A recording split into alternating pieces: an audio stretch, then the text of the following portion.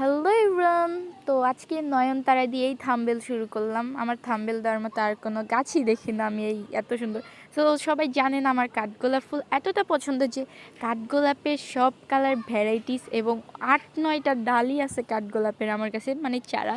So দেখেন আমার সাইজের একটা কাঠগোলাপের চারা নিয়ে আসছি, যেখানে দেখেন ফুল, ওয়াও কত সুন্দর না, ফুলও আছে।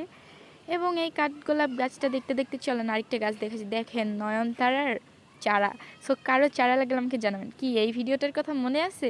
ওই যে একটা গাছ থেকে নিয়ে আসলাম, হ্যাঁ ভাই, সব কাঠগোলাপের যতগুলা চারা আছে সব আমার হয়ে গেছে। দেখেন এখানে একটা চারা, এখানে কিছু চারা, এবং এখানে আমার একটা ছোট্ট গাছ, এখানে বড় গাছ, এবং এখানে আরেকটা চারা।